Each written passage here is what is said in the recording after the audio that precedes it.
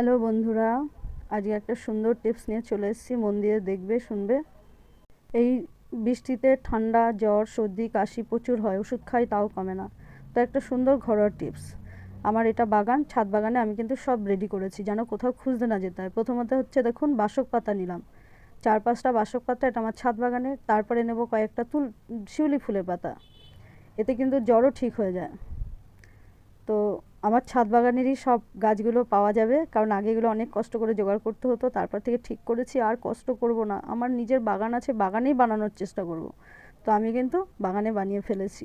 তো আপনাদের আজকে শেখাবো যে জ্বর, সর্দি, কাশি হলে, এটা আমি ঠাম্মার কাছে শিখেছি, আমার শ্বশুরবাড়ি এসে শিখেছি। এরপরে নেব রাম তুলসী বা বাবু তুলসী বলেন, তাহলে কী নিলাম? বাসক পাতা, সঙ্গে শিউলি পাতা 3-4টে, আর হচ্ছে রাম তুলসী বা বাবু তুলসী, আর নেব নর্মাল তুলসী পাতা। তো নর্মাল ছোট তুলসী পাতা, সঙ্গে কিছু কৃষ্ণ তুলসীও নেব। এই হচ্ছে উপকরণ। এই সব উপকরণগুলো ভালো করে সুন্দর করে জল দিয়ে ধুতে হবে। ধোয়ার পরে বেটে নিতে হবে, মিক্সি থাকলে মিক্সিতে, না হলে শিলনোড়ায়। তো আমিও এগুলো নিয়ে বেটে নেব। বাটার মধ্যে আমি কি দিয়েছি, সমস্ত পাতা ভালো করে ধুয়ে শিরদাঁড়াগুলো ফেলে দিয়ে লবণ দিয়ে বেটে নিলাম। তারপরে জলের সাথে একটু মিশিয়ে নিলাম। আমার মিক্সিটা খারাপ হয়ে গেছে, তো এই মুহূর্তে আমার দরকার, ছেলেকে খাওয়াবো, সেই কারণে আমি শিলেই বেটে নিলাম পরিষ্কার করে। দিয়ে খানিকটা কাঁচা অবস্থায় ফ্রিজে রেখে দেবো, প্রতিদিন তো বাটা সম্ভব না।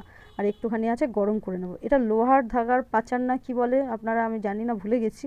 এর মধ্যে কিন্তু সেই সাঁড়াশি বলুন, মানে লোহা লোহা গরম করে, মানে এর মধ্যে ধরতে হয়, দিয়ে ছক করে ওঠে। তো সেটা আরও ভালো হয়। আমার কাছে নেই, আমি গরম করে নিলাম, দিয়ে ছেঁকে নিলাম। অনেক সময় পাতাগুলো সবাই খায়, আবার অনেক সময় পছন্দ করে না। তো আমি ভালো করে ছাঁকনি দিয়ে ছেঁকে নিলাম, আর খানিকটা রেখে দিয়েছি, প্রতিদিন একবার করে খাবো। পাতলা করে দেখুন, এর মধ্যে একটু গোলমরিচগুলো আর একটু লবণ দিয়ে খাইয়ে দেবো, আর ঠিক হয়ে যাবে। এর উপকারিতা কি বলুন তো? এই রস খেলে অনেক দিনের কাশি থাকলে ঠিক হয়ে যায়, যেটা সিরাপেও চট করে ঠিক হয় না।